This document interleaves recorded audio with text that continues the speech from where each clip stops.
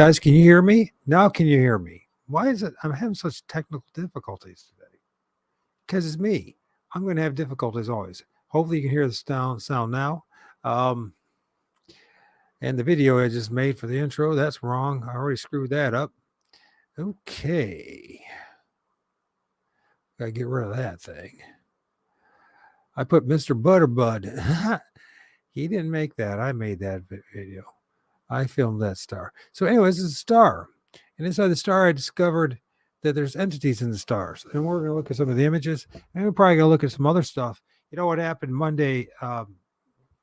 What else was there before I get ahead of myself? So tonight at 12 midnight, I'm going to be interviewing a guy in Kenya because he's Daniel. And what's interesting to me about him is that he's like the living example of what supposedly a Christian should behave like. And he's adopted like 3 kids. He has 12 people living in his house. Well, he doesn't. He's got a rental house, but his original house was destroyed in a terrible rains, torrential rains. And what happened was that he had no place, and so he's been working at rebuilding it.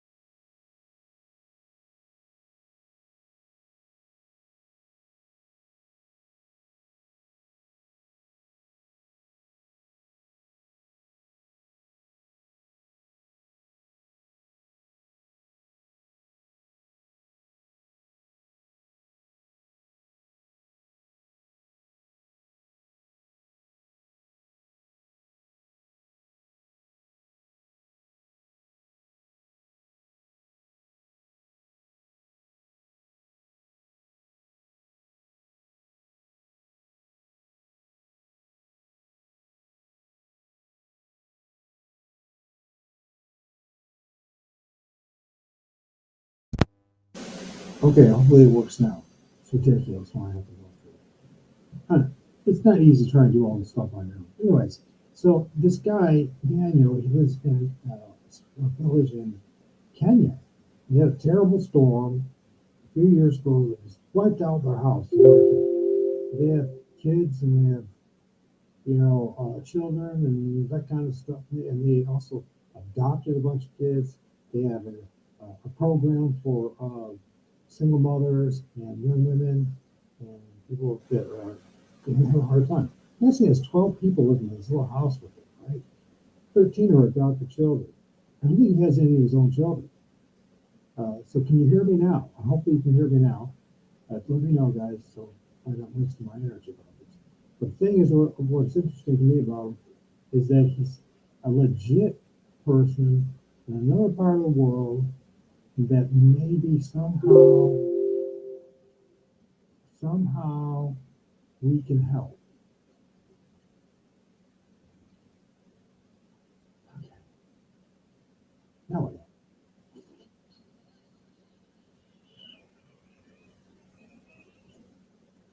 Let's do this real fast.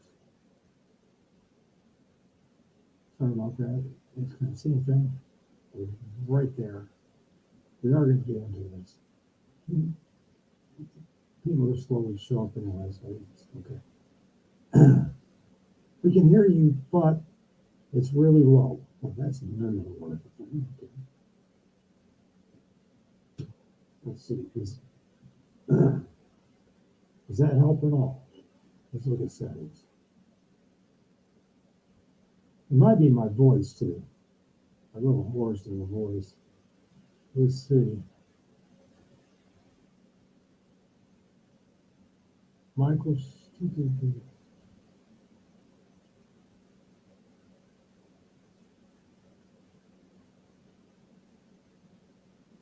Don't tell me it's going to be bad. Bad. Disaster. Okay. Try to be positive. Try to be positive, Mike. I'm trying to, but this is not the right mic. Communication with.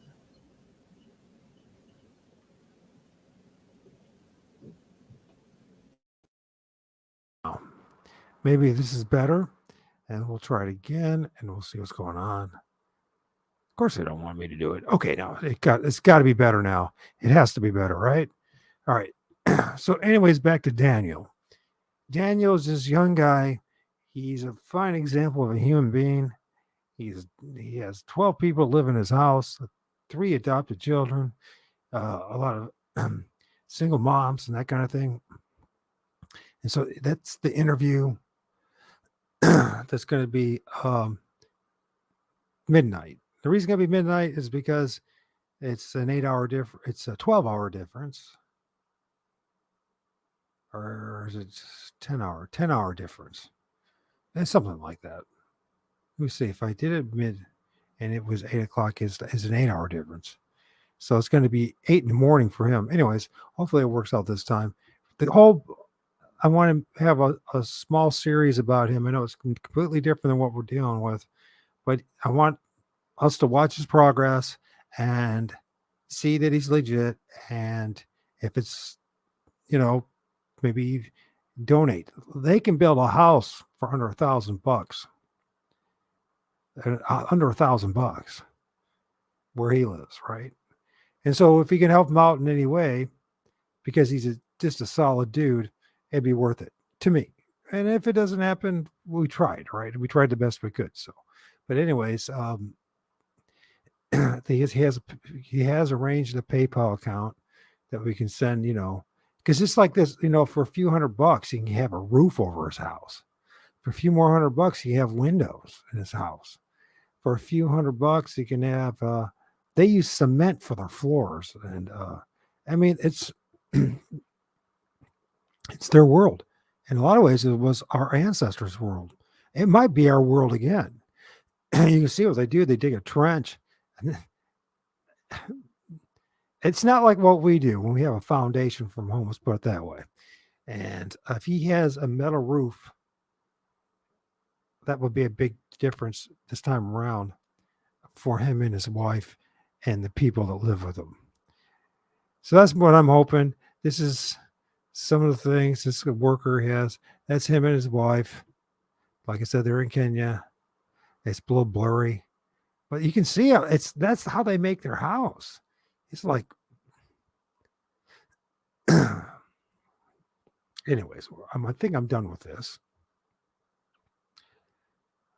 So get out of there. Now here's an interesting image of this star, right? I don't think it might be serious. It might not. Where does he live? He lives in Kenya, and we'll talk more about that tonight. And yeah, I mean, we're talking just a day's flight from here. If there was none of the screwiness going on with the jibber jab and all that. And then, of course, it probably might be longer actually from the airport there in Kenya to get to his place, actually. But he's a guy that's trying to do his best. Anyways, you look at this image. This isn't a star, and if I don't know, can you guys see the eyes? Is it very clear for you? I don't know. I didn't want to tweak the image too much or mess with it, but there's an eye here and an eye here. This is in the star. Well, I've come to realize that the stars are nothing that they told us they were. And I know this is going to sound very bold and arrogant on my part, but the more, and I haven't filmed any in a while, but so this is old stuff that I did. Actually, this image is these images I did in 2018 with my P900.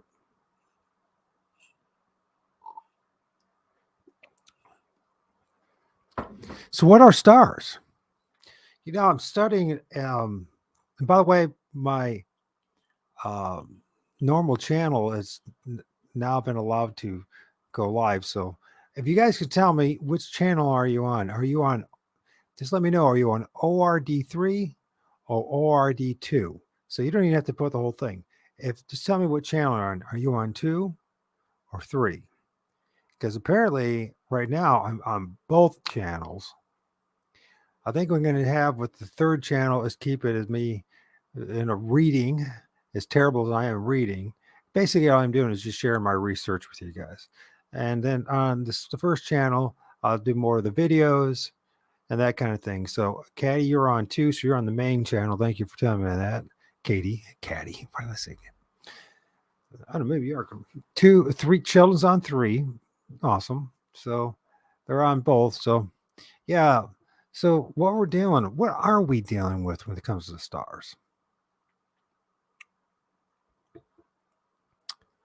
Let's see what I can do here. We'll see as we chat. Hey, by the way, I really like to invite people to come in and have this conversation with me, those that can. I know that some can't, like Sheldon. Sheldon is the official moderator, at least in Channel 3. And I don't even know if I have a moderator on Channel 2. But here's a link. I don't want it to post too much stuff on the chat because you can see both channels show up on YouTube, right? And so it's just going to clutter up everything. So I'll try my best to there's a perfect face with a long beard, the center upright. Listen, you're not kidding. Look, this is just some of the images in the star film. Can you see the dude with the beard? Can you see he's got like a weird kind of almost like a raccoon hat on? Can you see 2 eyes and his crazy nose? You see the big old beard? I ain't making this up.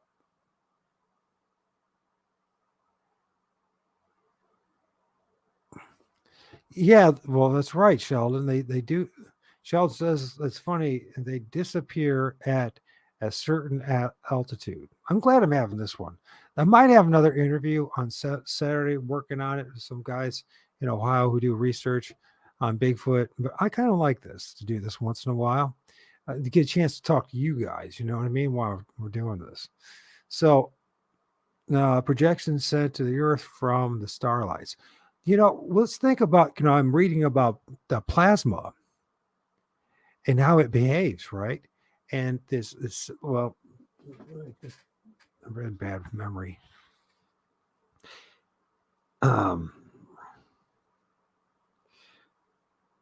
So we just got done reading about the ultra terrestrials, right? And John Keel's with the K, EELS, his concept of that. But this living sentient plasma, which I don't know if you guys have heard about this. And this is something the government can't screw with us. You know what I mean? They do have the technology today to make it look like there's an orb in the sky. I don't know if you knew this, and I've read about it, and there's the technology has been around for a while. And so that's something to think about. But if you using your own camera, you using your own research, you can come find out that this is, I'm not making this up. You'll be able to do this too, because I'm nothing special. I'm just about as below par as they come, and I can figure this stuff out, right? So there's no reason for anybody else not to be able to figure this stuff out. None whatsoever. Let's see where we can go with this. So, we have these images, and no one needs to see my ugly mug anyways. So here we got this image here. This is that same guy. That same guy, he's in the same image with this entity. Now, I filmed this in the star, right, with my P900. Used a tripod. And then what I had to do is I had to magnify it. Once I got it into a like Filmora or some kind of software like that, and then you have to increase the magnification on the stuff, right? It's very important that you have a tripod and you move the camera as little as possible. Just it can fix on it the star long enough, and if it's only for a minute or two or maybe 5 minutes, it's better than all this shakiness. You know what I mean? You see all the stuff with it's shaking all over the place, right? And the reason why it's shaking all over the place because it's far enough, and people are holding their camera in their hands, and you know what? It's going to shake. It's going to be so you have to have you get to make your camera as still as possible. If you have to make your camera still as possible, right? You'll be able to film things in the stars you never thought you could. Now, of course, with this image tube, what I did is I took isolated certain parts of the image and tweaked the lighting, the brightness, and the contrast. I did nothing more than that, in all honesty. And I know you can do it as well. Why is this important? It's important because the stars have something that's connected with the trees, which is connected to what many of us are doing, which is, we're researching Bigfoot or dogmen or ghosts or spirits, and it's all connected. And by the way, the spiritual realm told us that. It's not the spiritual realm. And this is part of that MS crap. The indigenous populations and many other wise sages and spiritual leaders, just forget about the religion stuff, okay? Because that's all mind control. But there was always times when there were certain, hermits, like I call myself the Fortean eremite. An eremite is like someone who believes in Jesus, believes in God, but doesn't push it on you. It lives like a hermit, right? I don't belong in any organized religion. I just let the Spirit of God lead me wherever it leads me, and hopefully, right? But I never know if it's going to be the case, right? A lot of times it's something else that's going to lead me, right? It's part of this journey, if you will, right?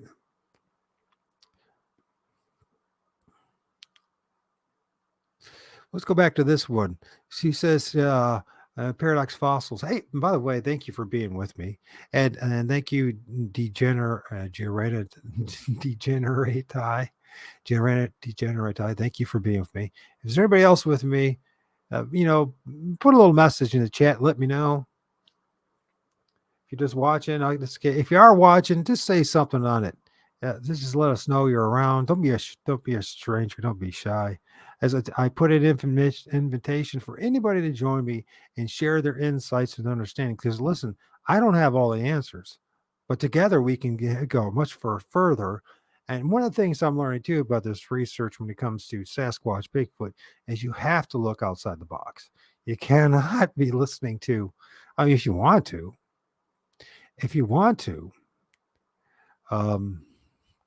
you can listen to other, people's stories all day long, the scary stories, on all these different channels. Go ahead. I mean, if that's what you need, maybe that's what you want. But if you really want to know more what's going on here, you're gonna have to. This whole topic, whether it is cryptids, UFOs, aliens, blah blah blah. It's all interconnected. It's undeniable, and there's overwhelming evidence in that. So that's why we're talking about this stuff and why we're sharing these images. I'm not sharing this because I'm like, wow, I'm the smartest guy that ever was. I am far from it. In fact, I should be a living example to everyone else that if a simple cretiness like for Amorite like me, a hermit like me can figure this stuff out. Somebody who's very insignificant in this world can figure it out. So can you. You know what I mean? So can anybody who chooses to do so. Now, if you choose not to do so, then it's. I just like this guy. Let's go back a little bit here. Where is this the beginning? Is this the first image? It's been a long time since I took images of these things. So, yeah, you can start to see if you pay attention there are actually entities trying to, or not trying to. I strongly believe at this point that stars are nothing what they say they are. I think that when we talk about plasma, and it's sentient living plasma, which is a theory that's been worked on by brilliant men and women for physicists for a while now. People have been involved in ufology, and people have been involved with cryptids. And there's this, there's commonality through it all when it comes to ghosts and everything else, and plasma, some kind of plasmatic. Uh, uh, uh, how do I want to say this? There's That's part of it.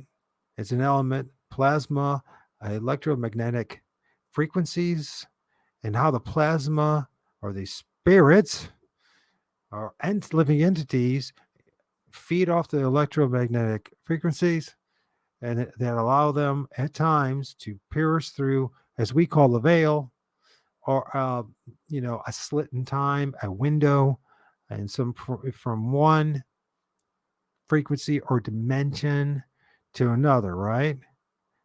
And so, yeah, wishing upon a star. Now, there was a reason for that. It's just like, what's the other book? Where the wild things are or live, or where, they read that one book, or the kid goes into the woods and at night with his pajamas and ends up playing with all these monsters that are in the woods. You know what I mean? I mean, they're telling us stuff, but of course, because of our educational system and because of indoctrination, and because no one ever said, hey, listen, this is actually really part of our reality. And if they did, it was always everything's demons, right? Everything's demons. It's all I used to think it too, by the way. And the more I look into this stuff, I realize um I don't know if any of this stuff is. I wonder how much of these things even have much say in anything. You know what I mean? As far as what they interaction. I wonder how much of it is almost our own intentions, our own ability to manifest things into reality. But if you look at here, this is one of those images that I took out of the stars. And if you look real closely in this star, you'll see multiple entities. And in particular, if you look here, you see the bearded dude with the raccoon hat. I just call it that. I'm not saying it is a raccoon hat. Then you got the three entities right here, and you got a bigger one right here. And then you got multiple ones in it. This is just taking one still from the video, blowing it up, and just enhancing some of the brightness, the lighting, and contrast. What it says, what if the elevated radiation we have been uh, inundated with during this active solar season has changed our planet's dimensional fabric? I don't know why it couldn't, or even our atmosphere. Just spitting ball. Hey, you know what? It doesn't mean you're wrong. It doesn't mean you're not any closer. Hey, Ozzy, Sue, how you doing? Great to see you. Thank you for being there. Tell me which channel you're on, Sue, if you'd let me know. I just had my original, well, my second channel reinstated after being blocked for several weeks. Started a new one, ORD3. And so they're both live right now. So, anyways, back to this whole thing. It's really great to see you, Sue. Makes sense. Yeah, it does make sense. Degenerate die. Degenerate die. Degenerate die. I like to. So in this, you can see this image, and if you just expand it a little bit.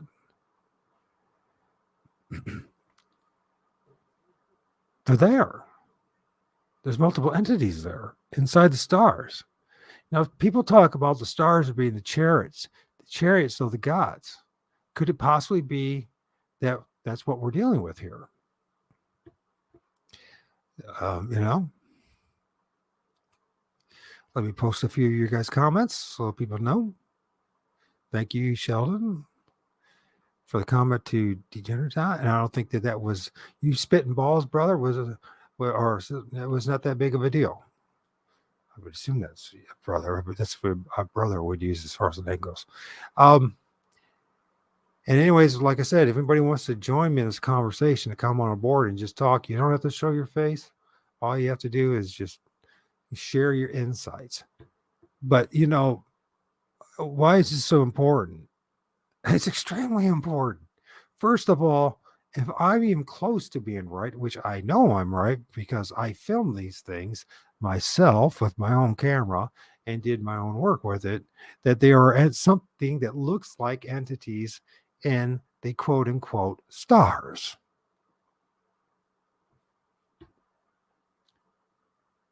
And if it's possible that what they're saying is, in part of being the chariots of the gods, in plural, small g, right? And people have worshiped these things in the past, right? And given them names and and and a whole mythology behind these certain entities. How do we know what we're dealing with fully here? How do we know is Bigfoot research? How do we know? Because it talks about there's the argument that they come from the stars. I'm not saying it's so or not. I'm just saying angel spirits. One, Mike having a little break from unpacking, finally finished moving. Oh, okay. Good for you. Gosh, but you know what, Ozzy Sue, it sucks doing that, doesn't it? I hate moving. Sometimes it's better to live in the dump that you are in than to go through that process again. You know what I mean? Unless you find a better place. So if you find a better place, I hope you have, Sue. I hope you found a wonderful place, a magical place. So back to this whole thing. It's not easy to juggle this and try to get the point across. But, and, thinking this, I think about this stuff, but, part of this is my cathartic experience to actually talk. Do you know what I mean? To actually share what's in my head, what's in my mind, what I've witnessed, what I've experienced, what I've researched. I'm not saying that I'm actually even right, because by the way, this is, there's a great, let's see, who was it? I'm gonna find it. It was Mr. Mr. Little Tittle.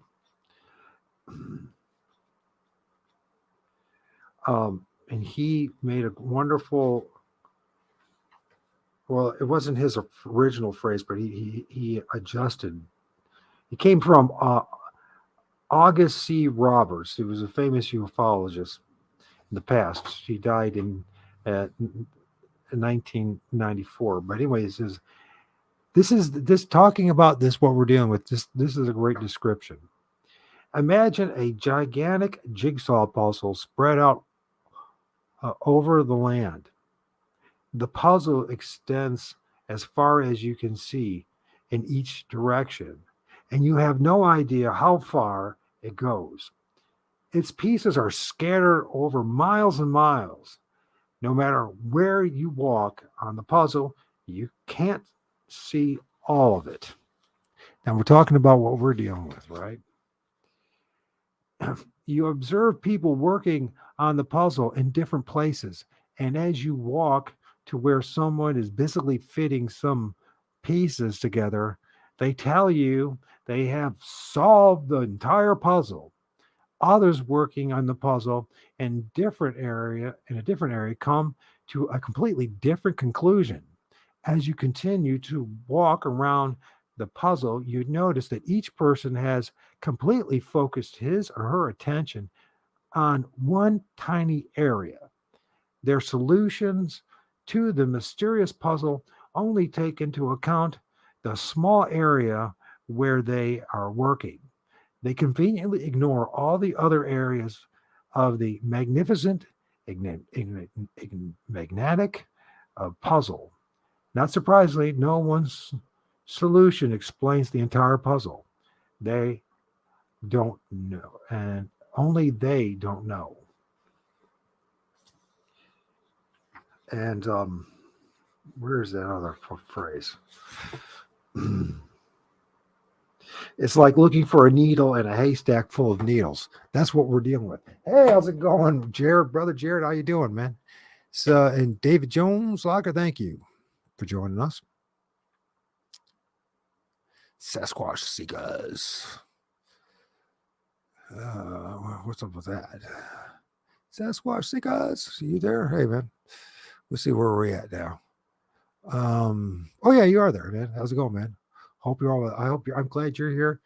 Jared, if you're still here, that's awesome. So what we're looking at is a connection to the whole big story. Just remember, what we're dealing with is a giant puzzle that's been all scattered all over the place, and it spreads across the earth. As mentioned that it's looking for a needle in a haystack of needles. Good luck in figuring all this stuff. It's so much more complicated than we want to admit. But we need to admit this if we want to take this further. We cannot just keep on staying stuck.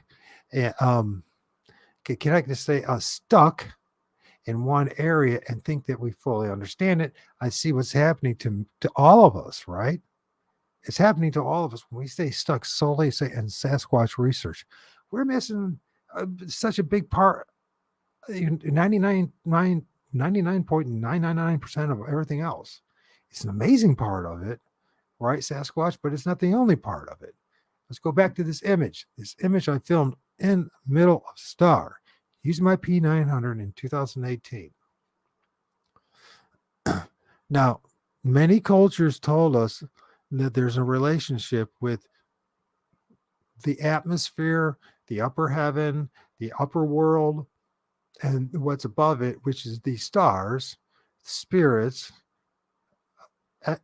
We call them aliens today, but they would have called them something else, maybe angels, demons, whatever. Angels of light, right? Bigfoot, trees. Just don't forget the underworld too. That there really is an underworld, but it's not what the people tell us it is. So we can't just leave. We can't just leave part of the equation, or a big part of the equation out. Stars. So let's look at this. So I filmed this in a star. Now, if you pay close attention to Mr. Bearded Dude has buddies around him. And in particular, there's this guy right here. See his two eyes and his grin? Right? Stars have connection with plasma, and plasma is, they are determining certain forms of plasma are sentient, living life forms, right? Now, how am I saying this? So they're sentient living forms, and there are times when they manifest.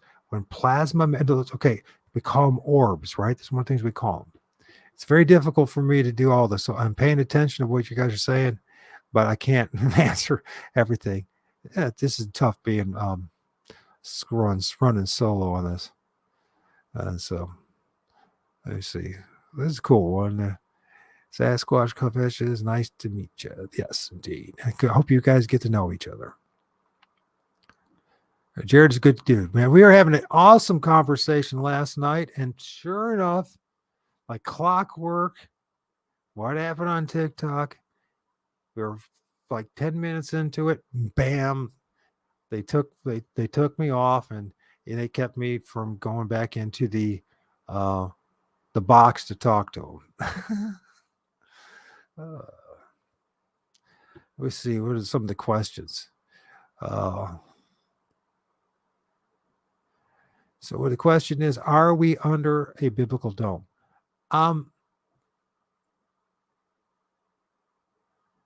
Yes and no. How's that for an answer? Yes, there's some kind of plasmic barrier that separates the flora, is that how you pronounce it? the realm of heavens, of the angels, of God, of ethereal beings from the atmosphere, what we call the atmosphere, and the different layers of the atmosphere leading up to it. I have not at this point seen. I used to be one of a strong believer in all NASA and all that kind of stuff, but I spent way too much time and between 2015, 16, and 17. Then when I came out, I'm just like, shoot, I don't think they go to space. In fact, I got something to bring up to you that you guys might want to think about. Okay. When they do their practicing in their, they're supposed to be going to space, they use tanks of water, right? Giant swimming pools, right? Now, let's just think this through. Now, if you're supposed to be in zero gravity, there will be no pressure of any kind. In fact, it'd be very difficult for you to even stay in one piece. There's something else to think about. Okay. So, in a vacuum of space, right? They practice underwater and it's, the water pressure behaves 180 degrees different than what you would be if you're in a vacuum in space.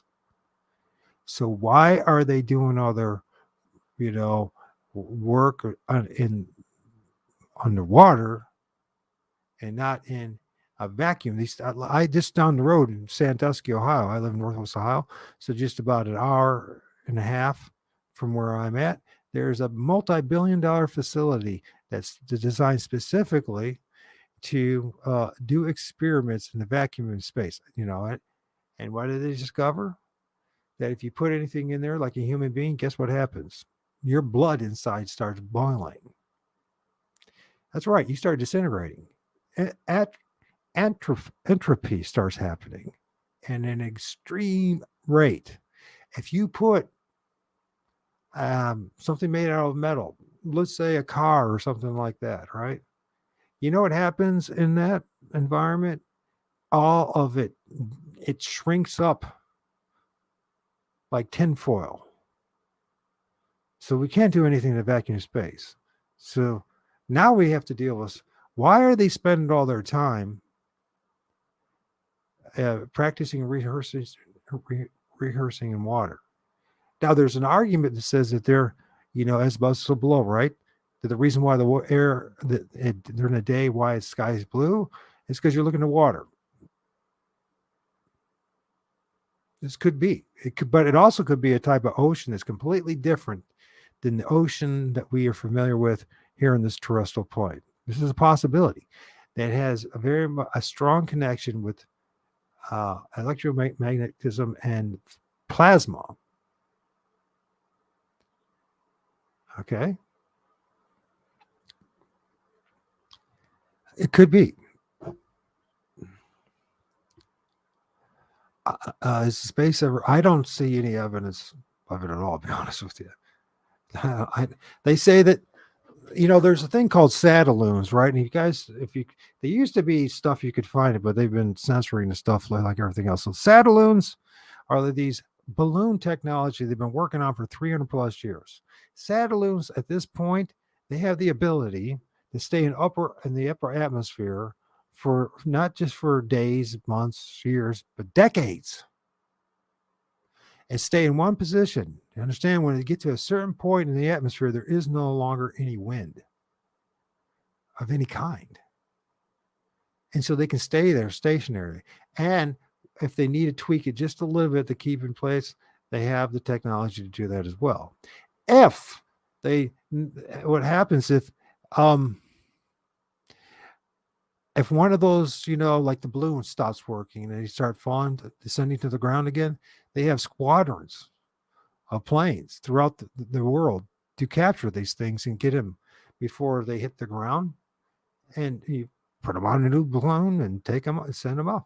They're sending them off in Antarctica. They're sending them on different places around, like New Zealand and Australia, all over the place. I mean, there's a squadron of planes in Texas right now. That's their sole job, is you go out and catch these out of control or descending satelloons. It's called satelloons.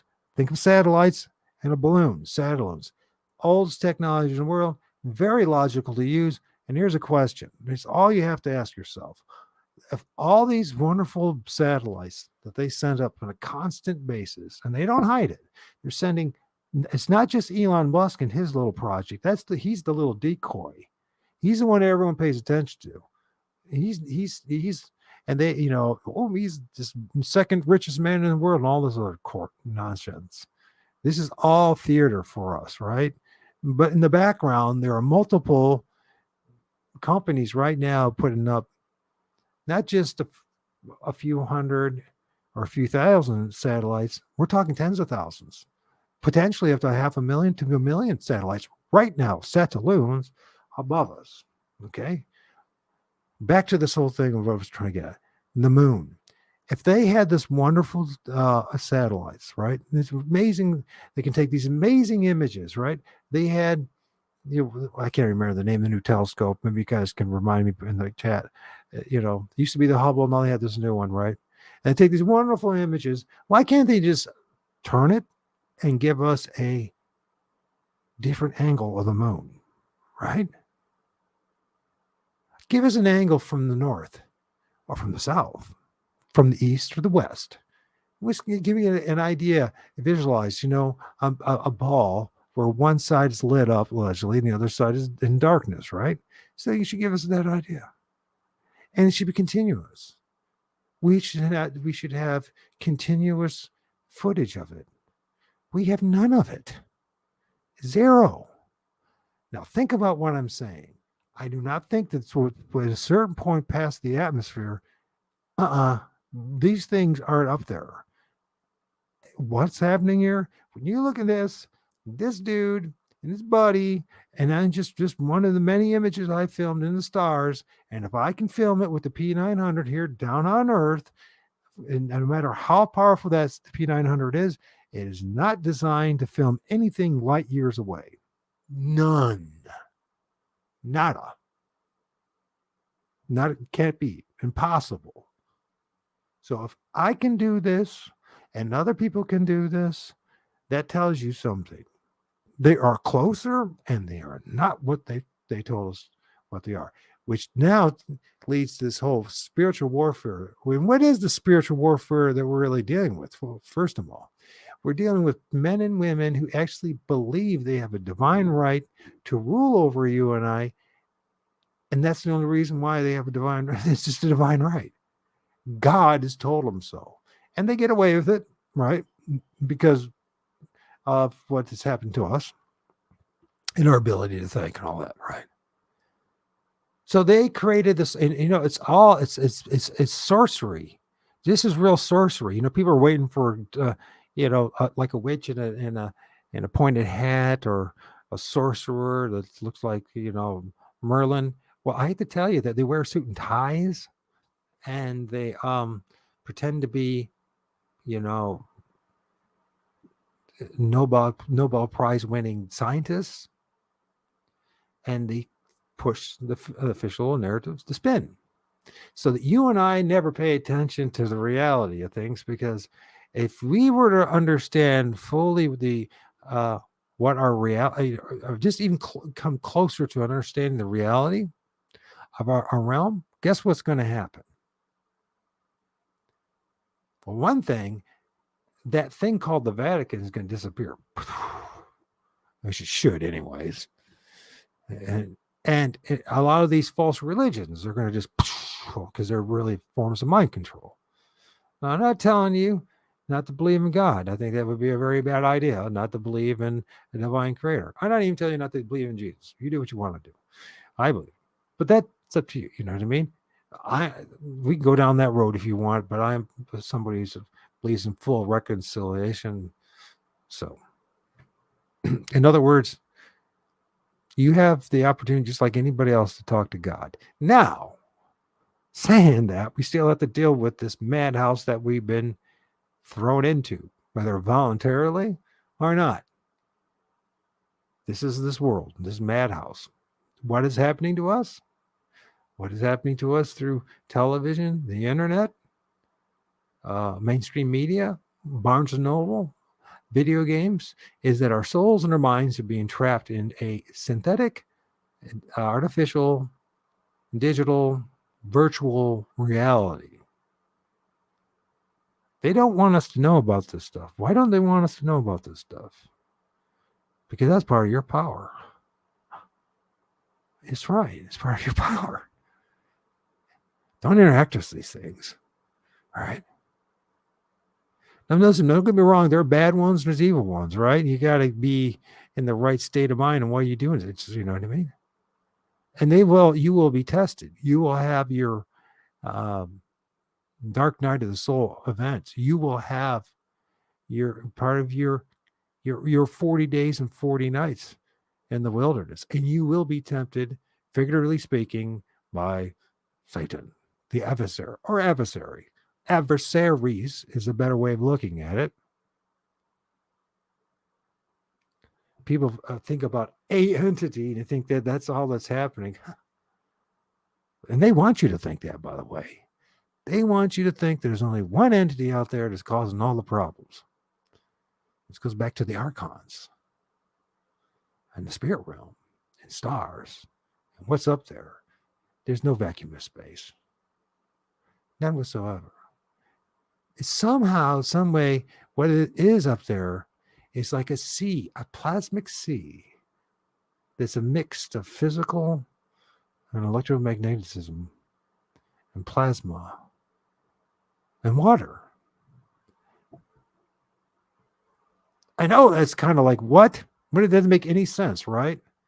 Understandable. And by the way, I'm probably 100% off, or maybe I'm on the right path. And by the way, and there's a lot of other people who think this stuff through, right? So I'm trying to speak it in a way that's just as best I can down to earth, right? Instead of acting like Mr. Scientist, right? Because I'm not. Although I have a scientist background, I am not Mr. Scientist. You know, one of the funny things about the stars, just like the trees, when you end up filming these faces, you also find hands. They talk about disembodied spirits. All right. We never see much of their bodies. Maybe we will. Sometimes we do. But, you know, it's like there's always bits and pieces of the stuff. I think a lot of these manifestations that we see and interact with, called Bigfoot, Sasquatch, are plasmic sentient beings that somehow use the electromagnetism and certain frequencies through our intent and our desire, or not. Many times it happens when people aren't even thinking, right? Or let's be honest. A lot of people end up having encounters and they're not even thinking about it at the time, but somebody around probably was, and they didn't even know about them, right? All right. And what happens is these things manifest to the power of our minds in what we think is a form of electromagnetism. It's a generation of energy interacting with another form of energy. And the stars, to me, seem to be massive balls of plasmic sentient beings. And I don't know that it makes much sense, right? But let's think about this for a minute. Hey, Julio, how you doing, man? Hey, if you guys can tell me which channel you're on so I know what's going on, because it's either ORD3 is live and my normal channel is live now. So plasma. The argument has been made, and it's been even, I just read it. I know I'm a terrible communicator. I don't talk well. I don't read well. I'm trying my best. So somebody else will figure it out and then present it and make the money and all that. I don't care. The thing is, it has been 2019 or 18 or 17. It was around that time. There was a paper of some very credible physicists who claimed that there is such a thing.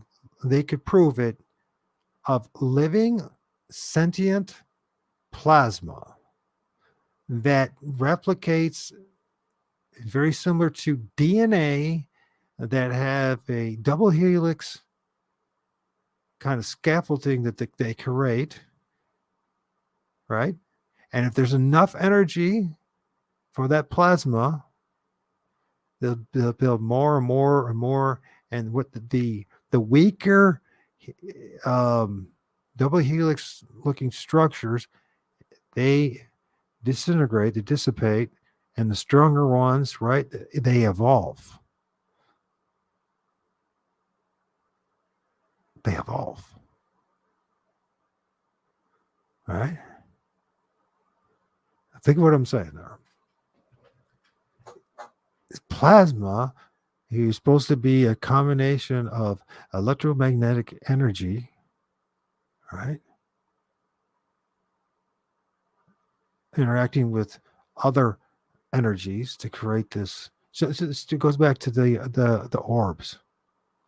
The orbs. How many times does an orb it manifests?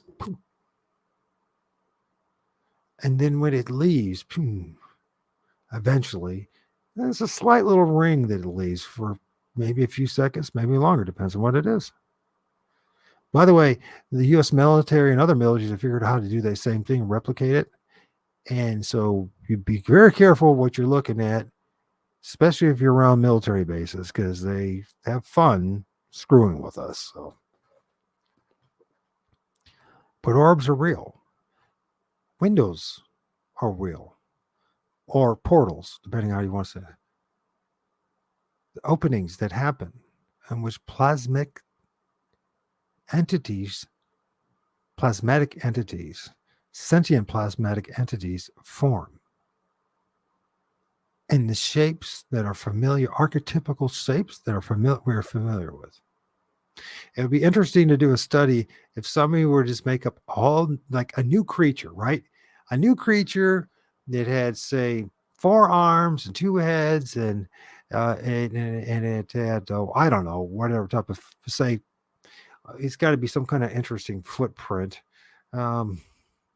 Okay, we'll keep with the human one because the human one we have such a unique footprint. You ever notice about human beings and their footprints? Compared to anything else, we have a very unique footprint. You know, you can talk all about what matters is it's got a unique. I mean, when you see a human footprint, this is unique from anything else. So, and if you say they wrote images of it or created images, may say AI generated images of it and videos about it and pumped a whole bunch of stories out of it, I would bet my left testicle, did I say that? My left testy to that thing would start manifesting in the ethereal plasmatic realm. And people would see it.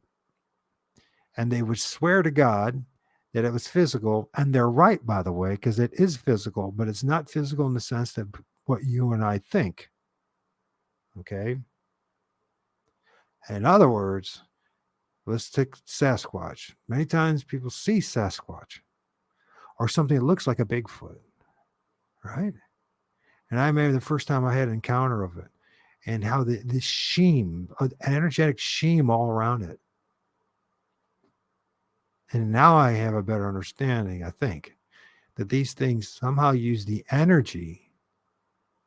Because like trees, for instance, are a great conductor of energy. And you have plasma needs to have an external source of energy in order for it to manifest, right? It's still sentient and it's still real. It's still a being. It's just not like you and I. Does that make sense? It's like UFOs. They have proven and demonstrated already that UFOs are plasma. They interact with this stuff, right? Using lasers and other things and generate these plasma, and they can make these things look like flying saucers, like discs, like orbs.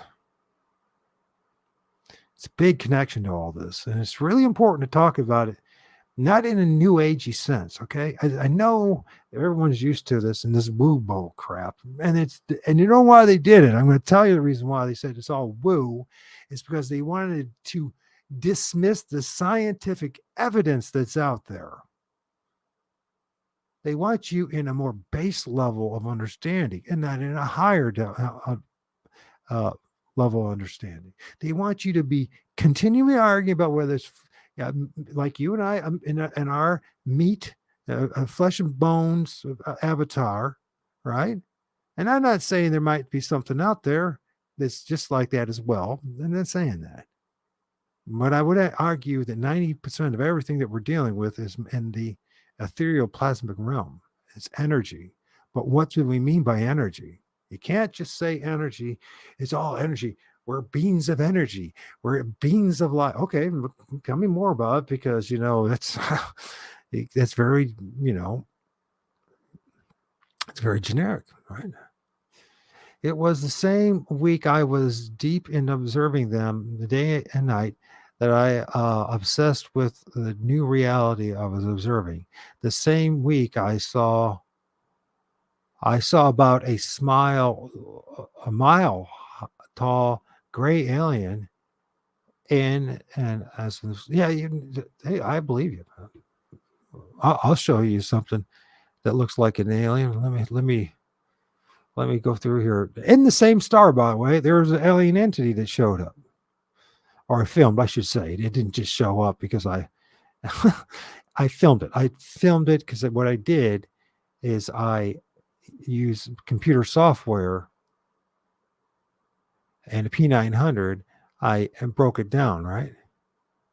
Frame by frame, and then I use a contrast and the lighting and etc. to bring the stuff out, which I see other people start doing real soon after that. So this, by the way, I was doing this back in 2017, and I started seeing other people do it, and people start posting it. And so I would like to think I had some kind of influence, and the people did a better job. But if you look at this thing, I filmed this in that star, and it's got big almond-shaped eyes. All right. Now you can say, Mike, you're just seeing things, and that's fair enough. You can say, I'm just it's hard to put all these pieces together. You know what I mean? It's like it's very complicated. Let's go back. Remember, we're dealing with finding a needle and a haystack of needles.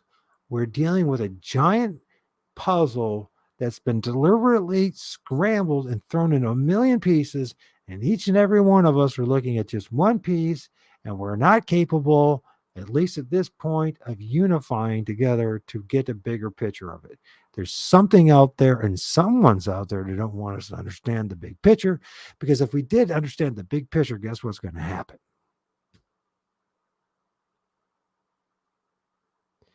Some peoples out there that they believe that they have a divine right to rule over us. And not only some peoples, but some entities. The gig is up. The charade is, they've been exposed. The fraud has been exposed. And they got to get a new gig. And let me tell you something. It's not fun digging ditches for a living. I know this because I've done it. Perhaps the small tree branches are a way for the forest people to release energy from the trees and them to use it and to do even more highly strange stuff. You know what? Anything's possible. In fact, if you think about the way trees branches grow out, and if you look at what happens when a plasmatic event that they create in a controlled environment, you know what? They get this kind of almost like branches to grow off it. They look like branches. So, yeah, let's think about the branches themselves as being like in a, and the Bible talks about this with but olive branches and olive trees and symbolic, obviously, about Jerusalem back then and God and redeeming people and all that. But there's even a deeper thing because it's always the way these sacred texts are written. They're in a metaphoric, allegorical. That's the form they're in, right? And allegories and metaphors and idioms and puns but one of the things is they always have multiple meanings to those that the persons are supposed to be reading it. You and I were never supposed to be reading this stuff. We're now reading it. So the next stage is, when we think about, and I brought this up again, there's the story of Esau and Jacob. It's clearly a story. Then there was one time there was a group of entities, human-like beings. They were as hairy as goats. I'm not even saying sheep. Goats and sheep have different hair. Did you know that? Anyways, you read between the lines, right? So how many times have we filmed entities in the trees and the branches, right? And remember, it's a different frequency that the camera's using than your own eyes. We've been designed specifically to only see 5% of only in the visible spectrum. The rest of it, 95% of it, we aren't allowed to see it.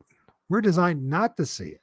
Things that literally are around us, influence us, we are not allowed to see. We've got cameras now. And so what did they start doing? They said, oh, this is all called pareidolia. Someone called me last night the king of pareidolia. He himself took down that comment. I bet he felt pretty bad about that. I didn't have to say a word. Anyways, and I won't say a word. If you want to think I'm the king of pareidolia, I could give a crap. As long as you understand that pareidolia is just like conspiracy theorists.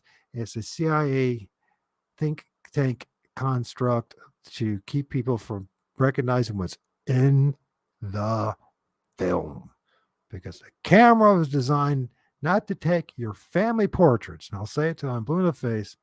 It was originally designed by people who understood and have been obsessed about the spiritual realm. They call themselves spiritualists and etc. And they wanted to know what they were dealing with. So they developed a contraption called the camera and film. And of course, film is much drastic 100 years ago, but they still the beginning stages, right? And they were filming what? Over and over again. Spirits. Anyways, gray aliens, demons, Nephilim, Bigfoot. I've captured all these beings and the same cloud metrics. Oh, I believe it, man. I mean, I'm telling you, the Mr. Butterbud, he had the most amazing images. I mean, if you can't see a Bigfoot in that image, and by the way, it's not an artist rendering, it's not CGI. It's a dude that lives somewhere in the Carolinas, and it's just a guy like you and I who takes his camera out there in his yard and films the clouds, and comes back and says, "Hey, look what I filmed!" And he filmed a freaking Bigfoot in the freaking manifesting in the clouds. And people say we're crazy for telling the truth. Or the easier thing, and by the way, I was guilty of this myself in the beginning. I said, oh, they're all demons. Right? It's all demonic entities because I was freaked out. It's all new. The secret was kept from me for nearly 50 frickin' years of my life. Right? So what was I supposed to do? There's no one that's giving me the answers. So I'm thinking these are all demonic entities, right? But now I get to this point, I realize this is much more complicated. There are evil spirits and there are good spirits. We call them spirits. Plasmatic, ethereal beings. Yes, made partly because we're all made, our actions are electricity, right? And electrical frequencies. My voice, as terrible as it is a form of a frequency. Not in audible. In order for it to be audible, there still has to be an exertion of electrical energy and pulses, neurological sparks, in order for the word to even come out. Right?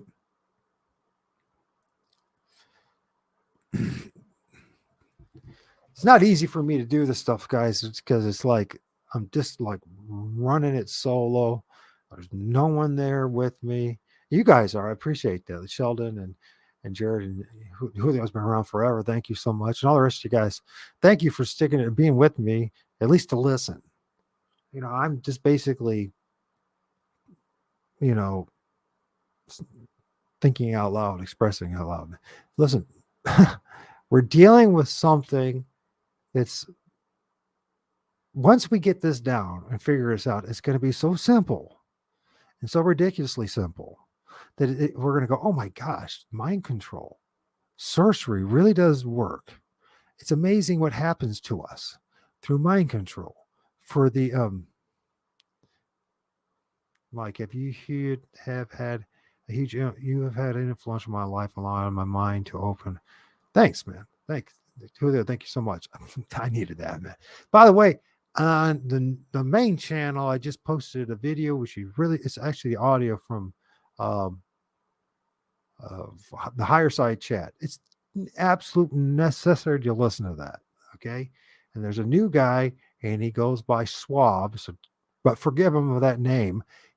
He's a genius. And he's been, what he has to share will tie things in together. Especially if you want to understand about, say, Sotaria and what really happened, plasmatic events that happened, like what happened in Chicago, the real fire and how it really happened. And by the way, it didn't happen from a horse or a goat knocking over, if you believe that, and burned down the whole city. But listen, there was a plasmatic event that happened in that area. Think of Sodom and Gomorrah. You start to understand things a little bit better. We have to listen to all points. All right. You can't just listen to somebody who's Christian or a Muslim or an atheist. You have to listen to all points. History's very, this place is very Fortean.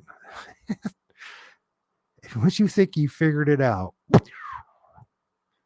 right? But there is a connection. It's coming very clear. There's a connection with plasma. Our blood is made out of plasma. This whole place, in some way or another, is made out of plasma. There's different types of plasma. In fact, there's solids and liquids and gas and plasma, right?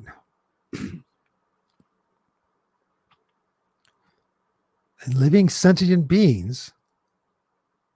I was in my kitchen and there was outside of my window. I looked at it and it went right in front of the left and opened my door. Nothing was there. When did that happen? And we are coming around. Yeah. Dude, it happens all the time. You get used to it. Or you just say, listen, I don't want to see your guys. Hey, by the way, you know what happened Monday? I was supposed to have to see a dentist because I get some more dental work. And I was 10, 15 minutes late. I think it was 10 minutes late. Oh, so we can't do it. Yeah, you have to do it another time. So, and I'm like, what? Come on, really? I mean, you guys just got off lunch. We weren't even been ready to even deal with me. I came basically by the time we we're going to get started. No, we can't do it. Okay, well, I guess we're not meant to do it. Guess what? I decided, it was nice Monday, and I haven't done anything this year as far as doing any kind of quote unquote research. I just went around my town, found tree structures. By the way, I've right across literally from the rail tracks of my dentist where he has his office, there's literally they're building a teepee structure across my dentist place in the middle of town.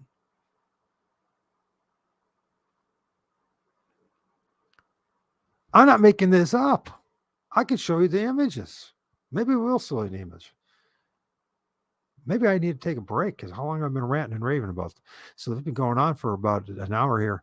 I need to take a little break. Let's read a few of the comments. So it's right that this is my bro Jared. Hey, saw something that you're gonna see a lot of things. Then then you're gonna people have to learn about the power of God and the spiritual warfare. It's all part of the gig. So I wouldn't welcome a visit, but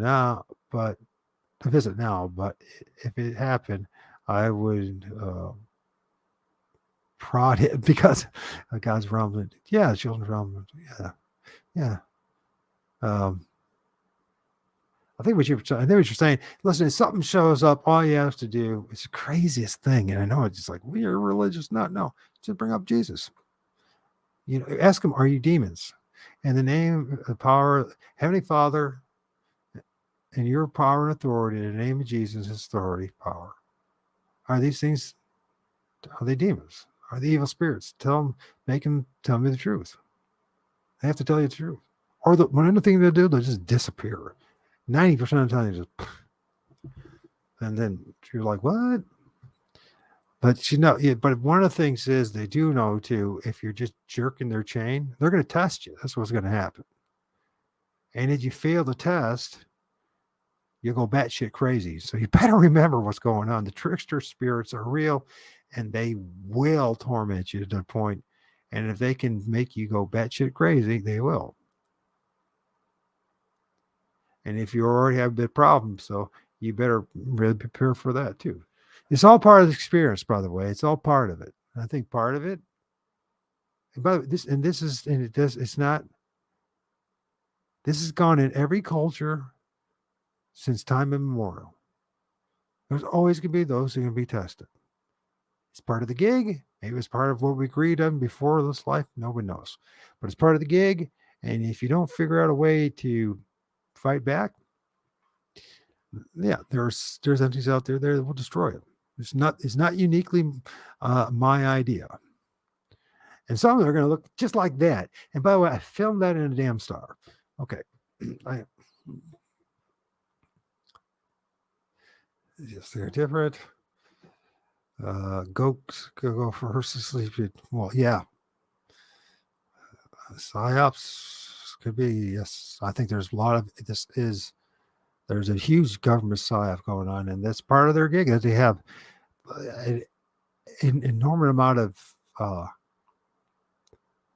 resources. And one of the things they do is they have experiments. And the experiments is, if like, let's do this and see what happens. Experiments in quotes, right?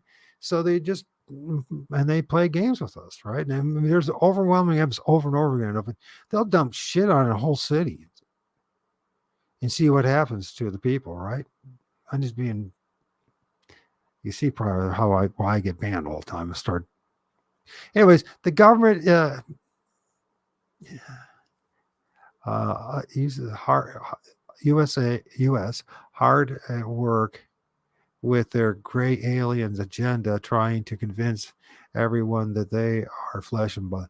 I don't think they are either. I think they're ethereal, and I think that they're of a plasmatic form. Now, that doesn't mean they're not a living, sentient beings, and that doesn't mean they can't manifest and appear to be in the flesh, and also to appear to be something a little different. Now, listen, there's people that have talked about who have had interaction with these things that when they did touch them, they felt like what? Marshmallows of all things. I'm not making it up. They felt like marshmallows. Not like, in other words, when they poked it, there was no bone structure or anything like that. There was nothing there solid. There's like they poked at the alien, they claim, right? By the way, this does tie in with plasmatic sentient beings, what that behavior could be like. So they poke at it, right? And they claim that they felt like marshmallows. They didn't say they felt like other human beings. They didn't say they felt like another type of animal, a flesh and blood animal. Said it felt like marshmallows.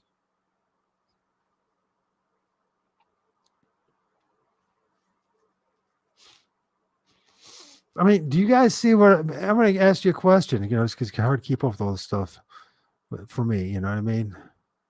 But do you guys, man, you guys are lighting it up. Whew. Hey, Christy, how's it going? Nice to see you. Christy Price. I like that name. By the way, there's a great intellectual man, a theologian named Dr. Robert Price that you should check out if you can stomach honesty.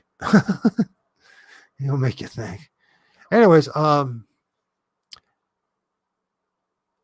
that thing that you're looking at kind of look like an alien?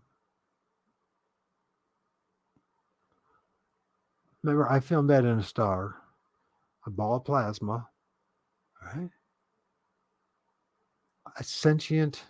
A ball of living sentient plasma, a mass of something that lives. That thing looking at you, that thing with those oval eyes, and if you look very close, remember this isn't a star, and I filmed this in my front yard. You can almost see the retinas in that entity if you look at it, right?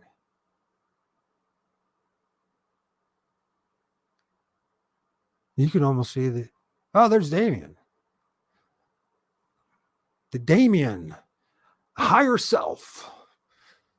Do you know what that means, Damien? And it's the higher self. I don't know if you guys knew that. The Damien, the higher self.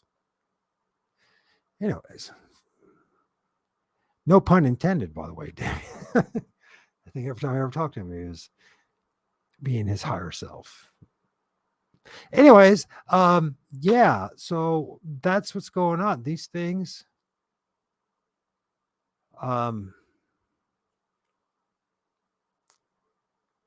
sentient, living plasma, electromagnetic and frequency. When there's enough energy produced, one of the things that in this realm that produces a lot of energy, it is a circuit from the ethereal realm to the underworld is a tree. Tree produces an immense amount of, and at times, immense amount of radiation, energy. Why do these things keep popping out of the trees? Why am I able to film entities in the stars like that? There is a connection. Orbs, stars, trees. There's a connection, and it is plasma.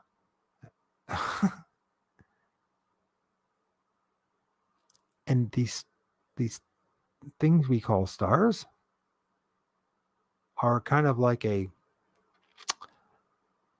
black hole, if you will, a tunnel, a portal, a window that connects our realm with other realms. So, they say there could possibly be living things on all these planets and stars. They're almost right, and they know this. But they don't live on it. They live in it. Makes sense? So, like, they call them suns, right? Orbs, suns. Sun and stars not the same thing. But let's just think about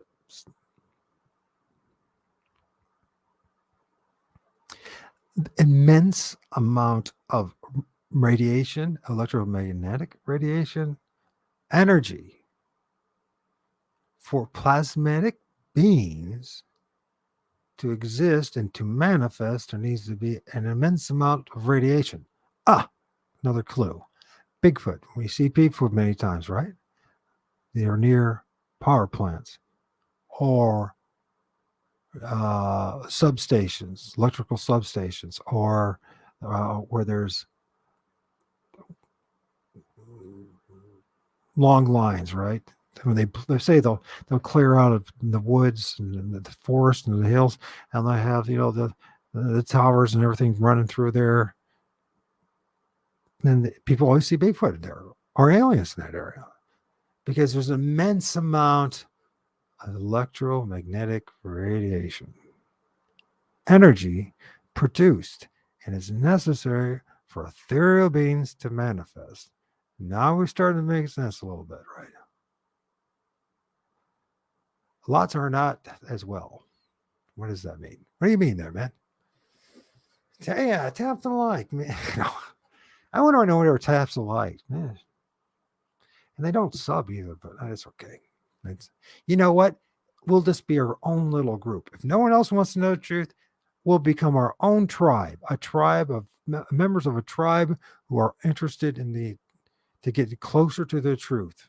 We're not interested in being part of the club, our motive is the truth, right? Let's pursue the truth to the best of our ability, right? And at the same time, realizing that we're chasing a needle and a haystack of needles. And if we stay stuck listening to a certain genre of entertainment, if you will, you'll stay stuck. Now, maybe you'll enjoy it. Maybe it's everyone's different. So some people just want the socialization. I understand that.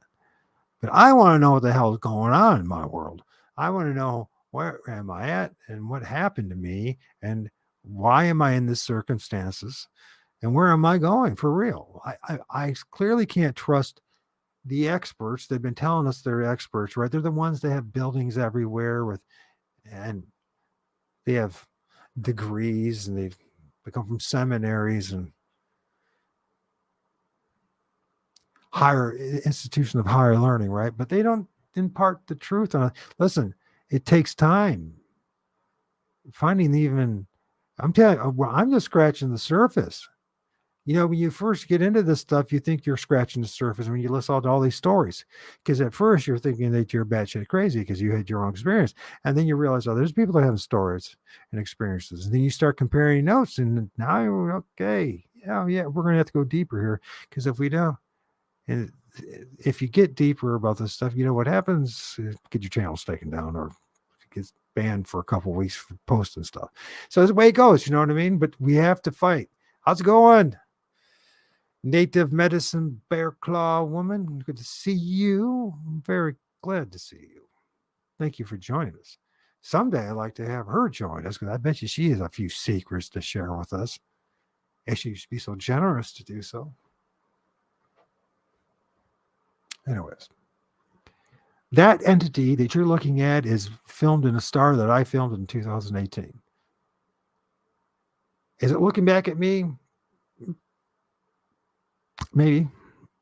There's a lot of things looking back at me. Watchers, they talk about, but they're not exactly what people say they are.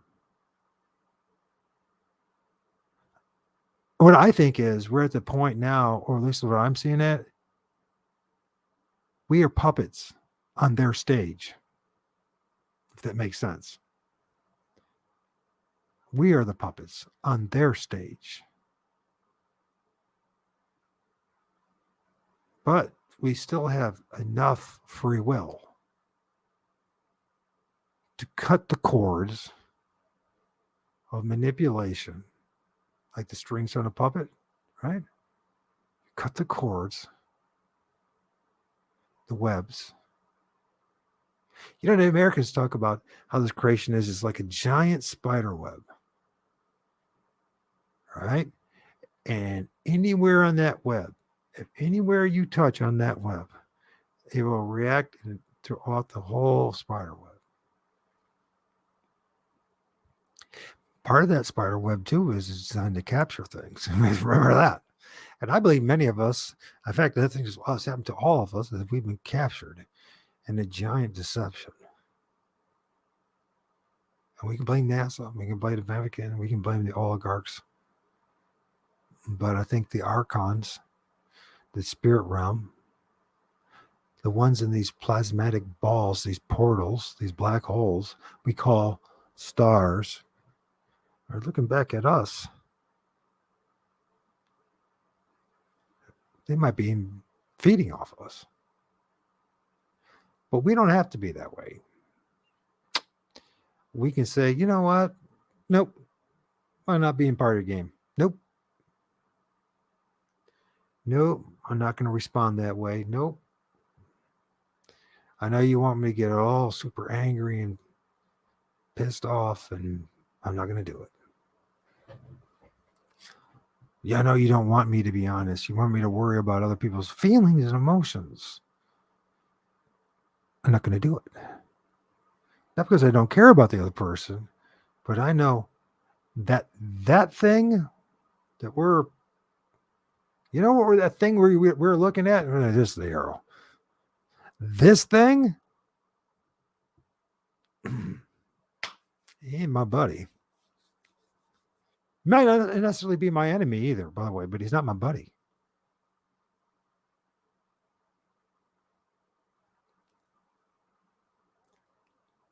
He's not my buddy.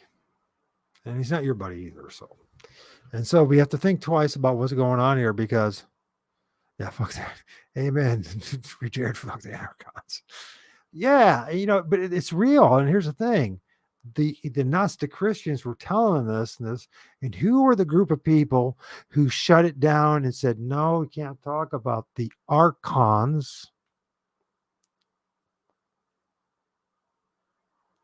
Okay. Oh, yeah, that's tense. I don't know anything about. I know a little bit. That's all I know. Anyways, so they're telling us about the Archons. They're talking about the Devilers, about this entity that somehow took over this place, changed it, kept us from having a true relationship, the true creator God, if you will, spirit, that we're trapped in this kind of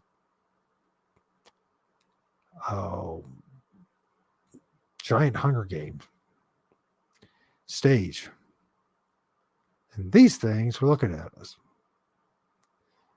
All right? I'm just saying. I got to take a break, though. And I also have to think about, I want to take a break. And I'll do another hour because there's so much stuff to share with you guys. So much. If you hold on and you just listen and work with me on this, there's so much to share with you.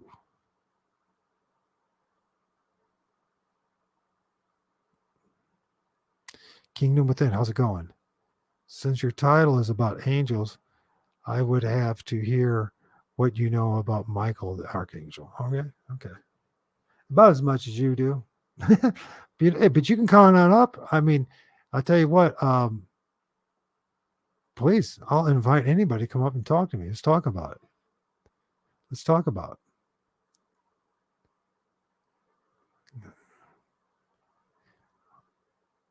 And I'm not trying to be flippant here. You know what? A couple verses and the Bible and some tradition, it's not going to be the answer that you want. It's not going to be the answer I want. Does that make sense?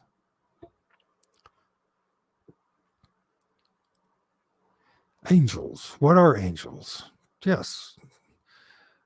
What are angels? I know a lot of people, they assume they know what angels are, right? A lot do.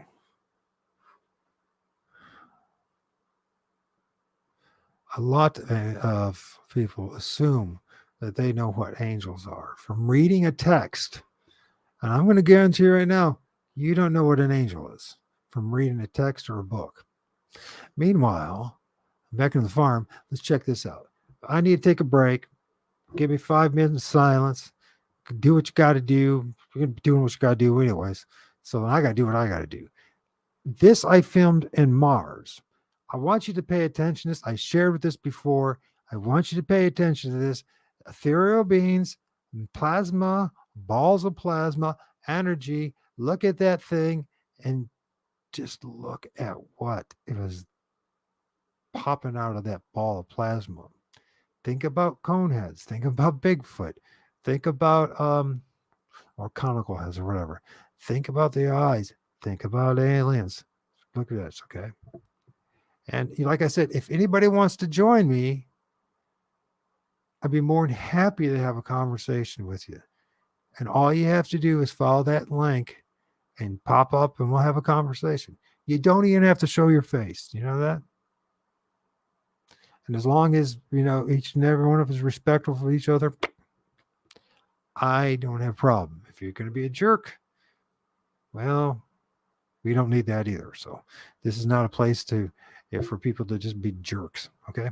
So just check us out and take a little break. We'll be back in 5 minutes. Oops. I need to stop the camera.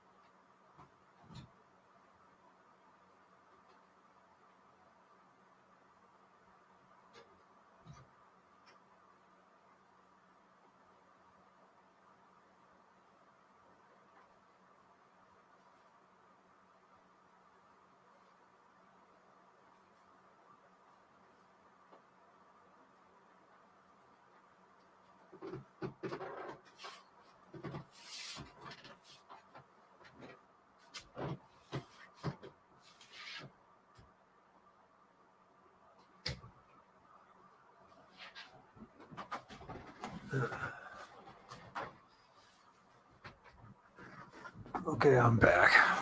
I'm back. Back in the saddle again. I'm back. What do you guys see there? Tell me what you see. Do you see what I see? I filmed that in Mars. It was supposed to be a planet called Mars. My P900 using, once again, a tripod and magnifying, but it was just in a portion of Mars.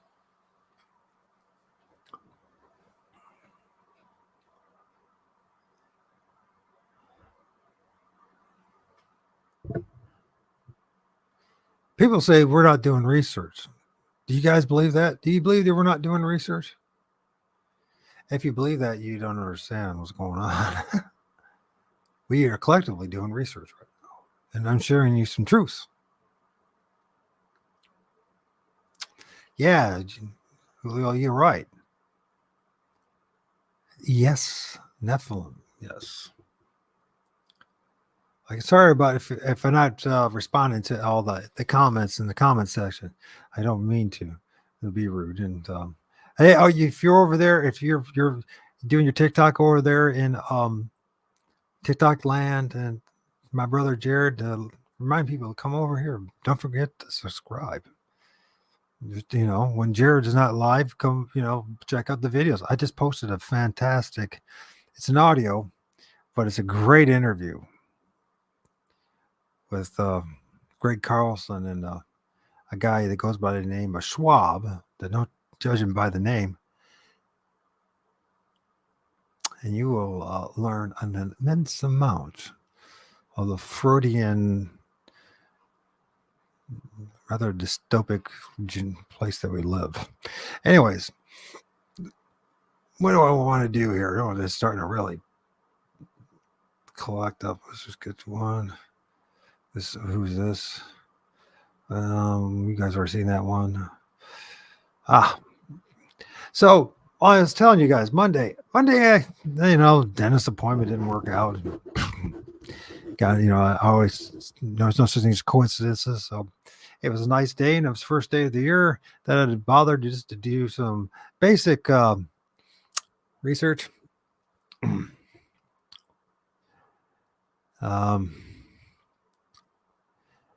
And basic research to me is just going to some location, take some pictures. Because I know they're there, and they know that I know they're there, and so it's not like that. Anyways, in this picture, believe it or not, there is something looking back at me. This isn't I guess you could say a ravine. It's actually it's the same location. The very first time I had an encounter with a Bigfoot. And so I took a picture and I said, I'm seeing those dark shadows over here. What the hell is going on here? Let's take a look and see. This is when you need Shelly in the house. Anyways, some dude's looking right back at me. All right. I can't see it because my naked eye, but the camera was able to pick it up. The whole crew says hi. Cool. Hi, back to you. Right there. Right there.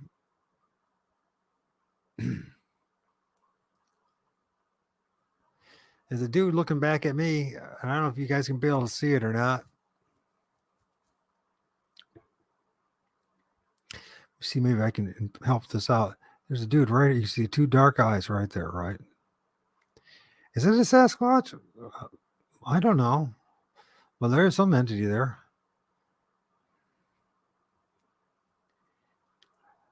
And we'll go over here and we'll save it.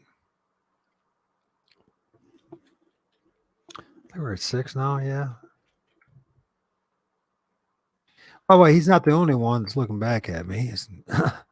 But we'll just kind of, there's a thing, we tell people about when you're filming the stuff, look for the dark shadows. They're in the shadows. And, before we go any further with this, remember, energy, electricity What's running through here? What's running through here? Water. What else is running? What else is there? Trees. What does water and trees create? Electromagnetism and energy, electricity. I'm not making it up, man. I'm not.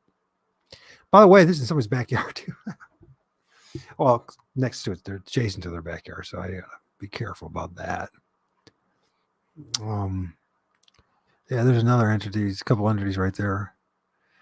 But let's look at this one because it's really it's pretty simple once you got it kind of, or how do I say simple? It's not the right way of saying it. It is pretty simple to film these things once you realize cameras. Okay, so right here is a dude. You can see his two dark eyes, right? He's got another dude right here hanging with him. And they're black. Of course, once you gotta remember I filmed this is probably about 50 yards away from where I filmed it. But I don't know. Can you guys see what I see? Tell me if you can see what I see. Tell me if you can see two dark eyes right here. And you can see the head. There's actually another guy right here. But conveniently, his two dark eyes are right behind the branches. Can you see an image, an entity, or something? How's the lighting? I can't tell. Can you see what I see?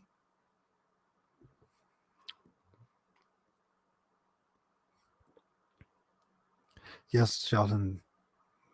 There could be, and there are. There's a dude. He's looking right back at me.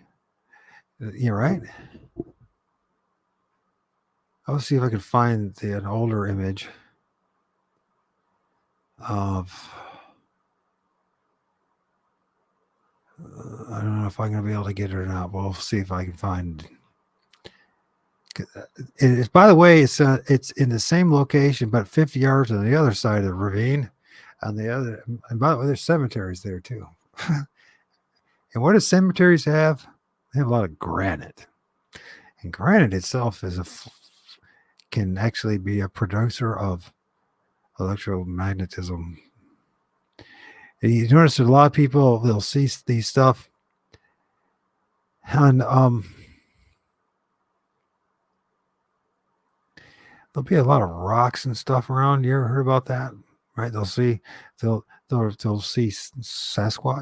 There's a lot of rocks, outcrops, rocks. Why is that? Because granite can produce, believe it or not, electromagnetism. Where'd it go? Come on, man. Don't make this difficult on me. It's taking forever. I don't want all this stuff. I just want to get to my. Okay. Slow as molasses. Slow ride. Take it easy. You see this dude that I filmed? This is on the other side of that ravine. You can see the dark eyes. He's got a little buddy. Always got to have that little buddy. It is little buddies, but you can see his two dark eyes, right? That's the other side.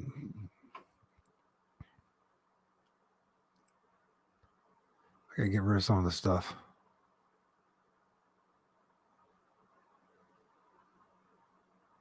I want to get rid of you, dude. So I can make room.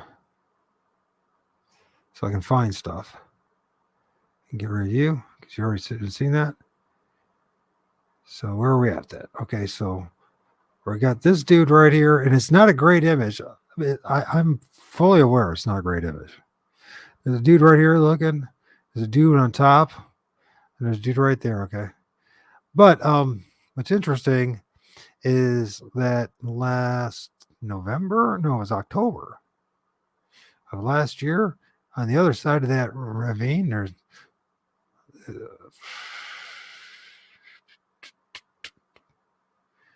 I filmed this dude. Oh, by the way, there's a big orb there too, right? At daytime. Remember plasma. What else is there, by the way? Plasma, electromagnetism, plasma. What is right there? The telephone wires. What was all going on right in that whole location? What was it was in a cemetery? There was granite, there was water, there was trees, and there was electricity running through it above power lines, right? And there is an orb in the midday that I filmed, and he was there right below it. See if I don't know if I'll be able to. So the orb's right here. This dude's over here, right? This is my buddy's car, right? There's granite and all that. We don't spend a lot of time in these places, by the way. I don't spend a lot of time. Although, and there he goes. All right, you can see his eyes. You can see the brow ridge and all that. I lightened it up just a little bit so you guys can see it better. All right.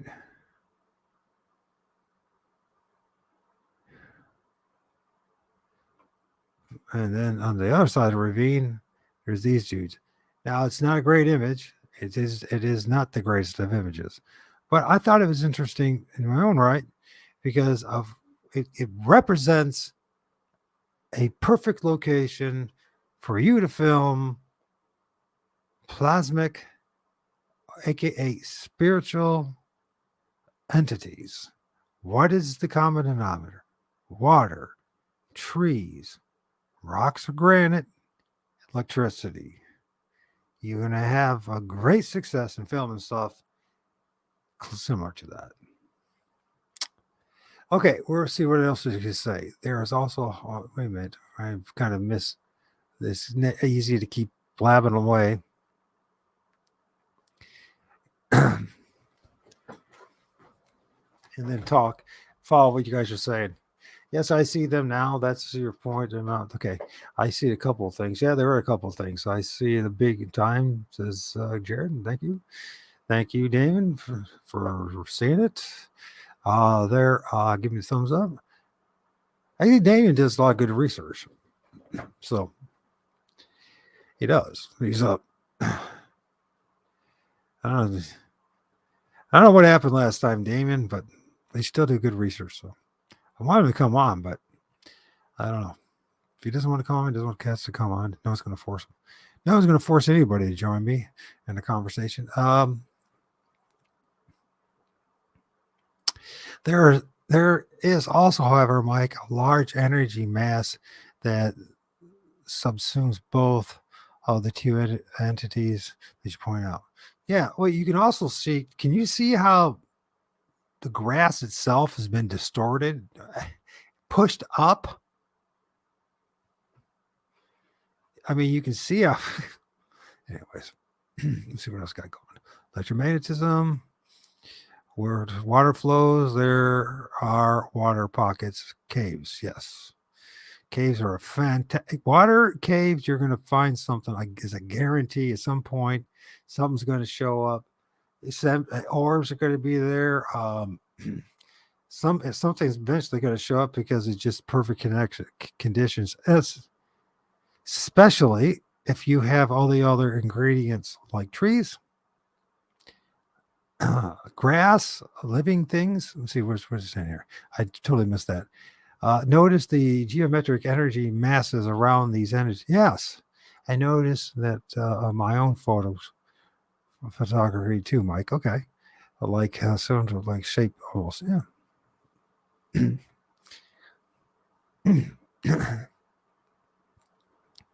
Well, I find fascinating. It's still find it just intriguing how you can see how this is like tall grass, right? And the tall grass has been pushed up. Some people would call that a nest. Mind you, nests don't have to look like the stuff that's out in the great Northwest, right? You see, I'd be willing to bet to the left, the dark shadow spot, there is something there too. I bet. Yeah, I bet. I see that, Mike. And they pushed it up area. I spotted two eyes straight away looking at you, like something is under there. Because there is something under there. And the damnedest things in the middle of town, and the damnedest things you don't have to go tromping deep in the woods, that you have these things go on. There is something going on over here too.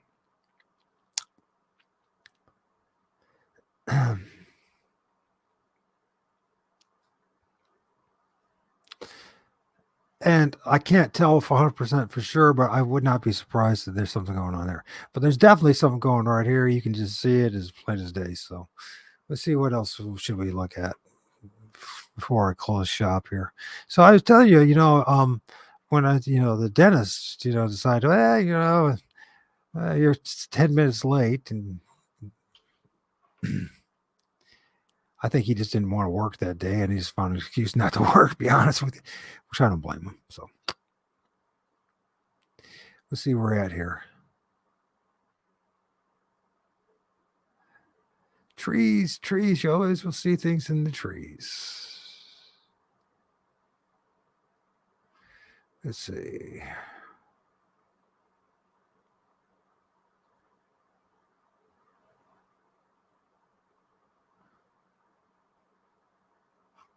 I'll go back this way. So, here's the thing, if you notice, it's in suburbia. You don't need a lot of trees. You don't need a lot of anything to film stuff and have encounters. Like I said, my first encounter is right there in the middle of town in that cemetery. So let's go here. So I look at this, and can I move that? How do I repeat off? Moving an option.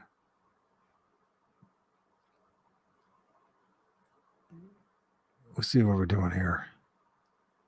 So believe it or not, in the middle of my town, across the railroad tracks,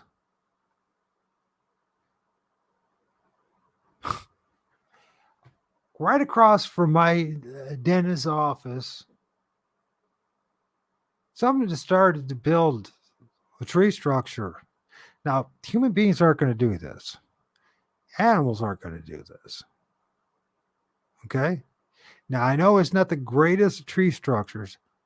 There's always going to be something much more magnificent, more impressive. But remember, this is the middle of town. I don't know if you can see what I see, but you can see all these trees pushed in and leaned into this tree, and one right there, and all piled up. The railroad didn't do that. I guarantee you the railroad did not do that. Now, they do have a machine to push things aside, but they do not have machines that are, and nor would they say, well, let's see, we better move all these branches. And where we're at, let's strip all the small branches off it, and let's all lean it against this tree. Yeah. How's it going, Morcott? WC7, what's up? My point, they're everywhere. They are more than just a entity. Okay? The North, I have no problem. People say that Sasquatch do this, but I also would have to argue that we don't know that other things don't do it as well, right?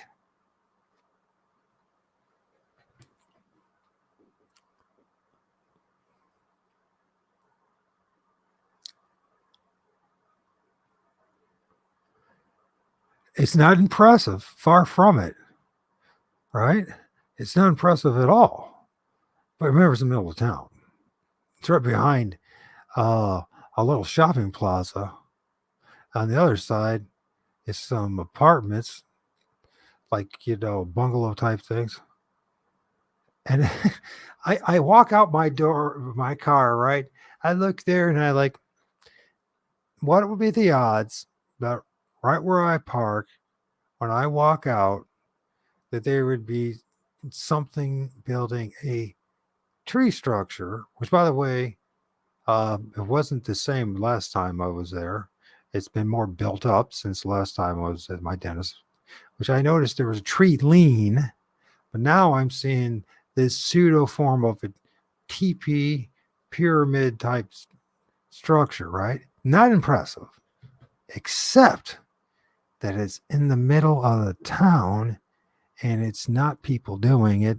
And it also, what's other significant is that it was right across where I get to go to my dentist. What does that mean? It means that these ethereal plasmatic beings who use the life force and energy of the trees also know where I'm going. And this is their way of interacting with me, who knows they exist, by putting it literally right where I can walk out of my front from my driver's side of my car and look to the back and see it. Does that make me special? No. What it means is they pay attention to what you and I are doing, right? This is very important. We have a big part in all of this. We all have a big part in all this.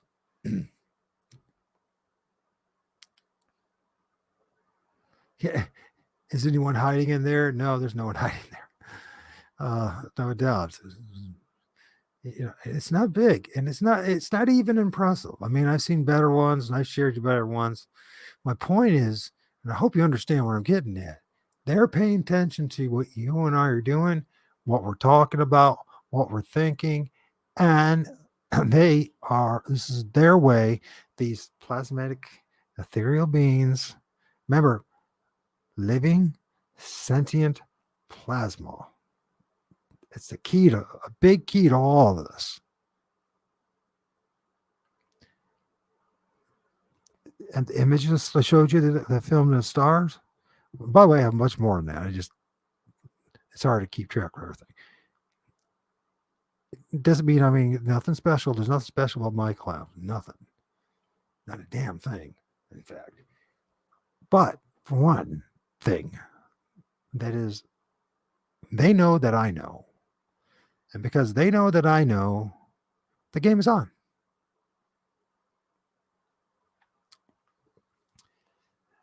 They're not for living in them physically. I don't think so. I think they're they're symbolic. They're symbolism. They're expressions. They're expressing themselves partly to us. Does that make sense? So a lot of these tree structures, they're like expressions from another realm to our realm, to us. We will find this out as time goes on, that these structures are not just only, people say that they're, and I understand why they say that they're portals. I don't think that they're actual portal. I think they represent a place where there's a portal or a window. Does that make sense? And on top of that, they're a physical expression to something else. They're symbols. Symbols are forms of communication, right? That's how we use it. That's where we got the idea from something.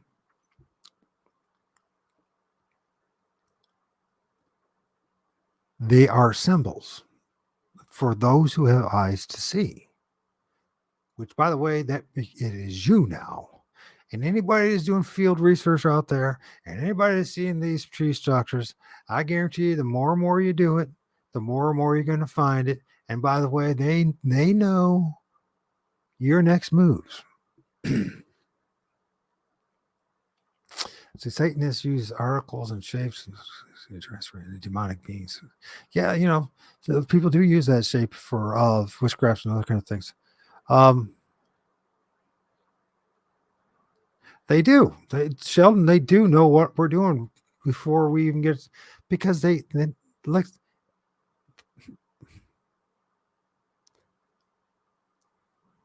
We call them the spirit realm, right? Scientifically, we're talking now about plasma, beings of energy, right? It's all the same thing. However you describe it, it is some kind of ultra dimensional beings, not intro. We have to go even deeper. It's more than intro. It's now ultra dimensional beings. That means that they can manifest in different forms, in different ways. They can shapeshift. They can be trickster spirits at times. They can also be your friend or whatever. You know what I mean? But the thing is, they know what's going on. I'm not making this up. And I know it's not an impressive image. I mean, there's much more amazing tree structures out there. But remember, it's in the middle of town. That's very significant. When I say that, they're in the middle of town. That means that there's people and houses and buildings all around, right? And so, I mean, you can see it's just a tree line. It's just a tree line along the rail tracks. Which is really weird, across the street, it's called Convent Boulevard. It's real next to where our large college is. And you say, man, they're so fascist there. I went there to go a couple of years ago to film. They have this statue, this church dedicated to Mary. And I had my camera and I'm just filming stuff. They literally stopped me from filming on grounds, even though we pay taxes for them to. By the way, I want you to really pay attention to this picture because it's really important. It's extremely important and subtly important. What's standing out in these pine trees, right? Are they pine trees? Are those spruces? Look at spruce. What's standing out like a sore thumb that should not be there? Branches. Something through branches. Now, let's listen. I don't know if I did a good job. There's a tree over here, right? On the other side, a single tree. Something decided, and the wind's not that powerful. They can blow these big branches and throw them over there on that freaking tree. It's another sign, but it's another sign of activity. And that's what I want to point out. There's literally tree branches shoved in, thrown in to those spruce trees in the middle of town. Across the street from where that pseudo, I would call a pseudo TP structure, right? Something decided, hey, this would be a great place to throw some big old branches, right? Oh, maybe it was kids in the neighborhood. They just were like, I got nothing else better to do. We got some branches with here. Hey, let's take a bunch of them and just throw it on that on the side of that pine tree. Yeah, did you think that that's what they were doing? Do you think kids were really doing that? No, they weren't doing that. But something else was doing that. Point being, subtle signs of activity. Subtle signs of activity. How can you see it in the middle of town? What to recognize of activity, whether it's Bigfoot or something else, some other entity or different groups of entities. One thing is at night, there is serious activity going on in which they manipulate and use the trees, the branches. Think about that. And next time you're working in your yard, maybe you got a yard and you mow or something like that, and you see something like that, I want you to think twice about what you're looking at and think, okay, would wind be that strong that they take those big branches and throw them into that tree? And just think about that, okay? Because it's a very important thing. And of course, what do we have running? What do we have running right through there? Anybody want to guess? Electricity? Power lines?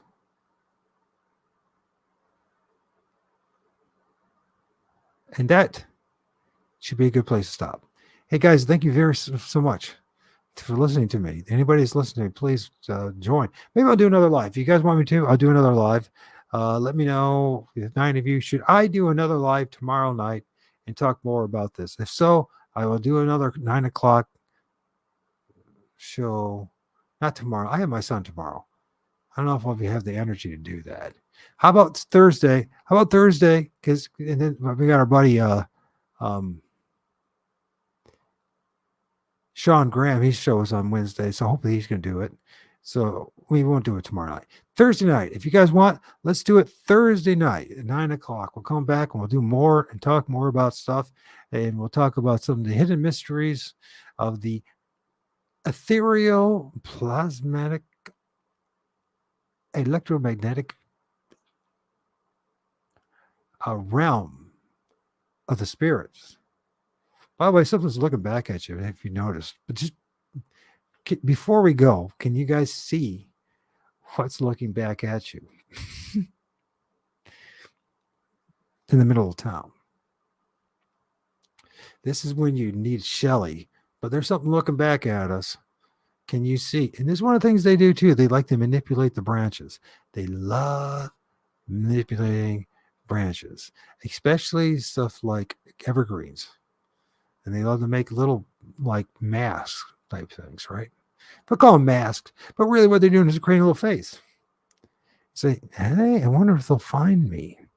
I wonder if, we know, hey, I heard Mike's going to the dentist today. What should we do? Oh, yeah, let's create the scenario, the situation. So the dentist appointment ends up being changed. And by the way, they always say, don't worry if you're a little bit late after lunch, because we usually get back from lunch about 5 minutes after 1 a.m. My appointment. So in the end, I was only like 5-10 minutes late. It should have made a difference as far as the dentist appointment, right? Most doctors know, if you're 5-10 minutes late, they're still going to see you anyways. All of a sudden, they decide, no, it's a bad idea to have a dentist appointment. And what do I see? What do I film? I decide I'm going to, bother and actually come back with my camera, because I did come back, because I looked at the tree structure and I'm like, you know what? This can't be coincidence. It cannot even be close to being coincidence. They're building this tree structure. They know what I know. They know who I am. They know where I'm going. I wonder what they're trying to say to me.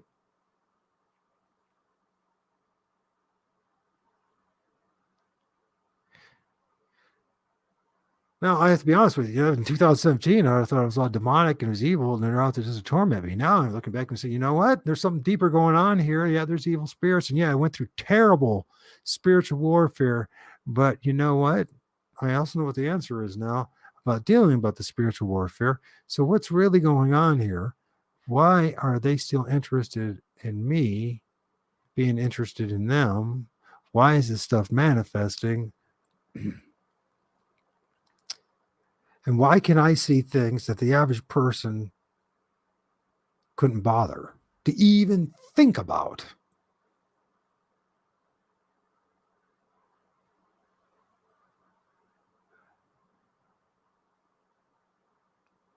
Thank you, Sheldon.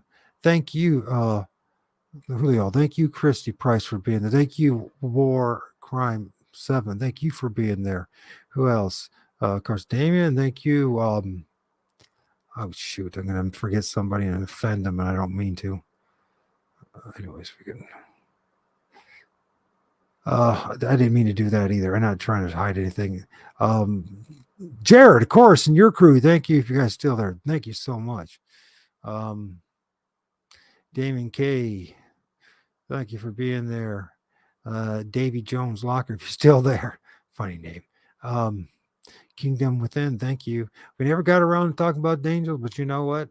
Your guess is as good as mine as far as if you're still there about the Archangel Michael, because all he has is a couple things in scripture, right? And then we have a lot of other commentary.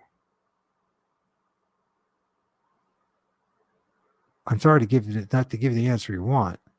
I'm just telling you that's all we know. And the rest is of us just embellishing. It's just making up stuff. So what's the point? What's the point of me making up stuff? I know there's lots of people out there who would like me to do that. I ain't gonna do that. Native Medicine Bear Claw woman, thank you for being there if you're still there. And of course, tell all the rest of the crew on your side hello. And there's someone else there was someone else that Christy Price, thank you for being there. If I didn't tell you that already. And shoot. Shoot. And go through this all. Anyways, thank you for all you guys for being there. Anyways, thank you for being there. God bless you, Sheldon. Thank you for being the moderator. I guess you're the moderator over at ORD3. I guess we'll have to get a moderator for ORD3 and the other channel. I think it's a good idea to have both channels run when we do lives. And we'll get 2 moderators, one for one channel, one for the other channel. We're obviously interacting with each other anyway, so it doesn't make a difference. I got photos of these beings and tree clumping in the tree also, brother. So I know what you're talking about. Can't share them with you. Can I? Yeah, you can share them with me. And you guys should be able to my main channel on both channels. Actually, you should have my. If you go to the about section, there'll be a email. It's like Herschel Art at Herschel2 at yahoo.com. Send me anything you want. And if you want to share it now, if you want to jump on, I'll stick around. If not, I got another show to do, believe it or not, at 12 with a guy from Kenya. And please come back if you can. And if you can't come on, at least look at it in the future and think about it. Think about if you can help this dude in any way, shape, or form. If it's like $10, just imagine each one of us for send $10 before we know it, he'll have his house done. He would, and he's a good guy. He's a perfect example of what a Christian should be, believe it or not. And with that, of course, is my opinion, but I think it's pretty solid in what I'm saying. Many blessings to y'all. May the Lord of all spirits, my Heavenly Father, and the name of Jesus as well, bless each and every one of you 1,000,000 times more than me, 100 million times more than me, and your loved ones and everything. I mean that sincerely.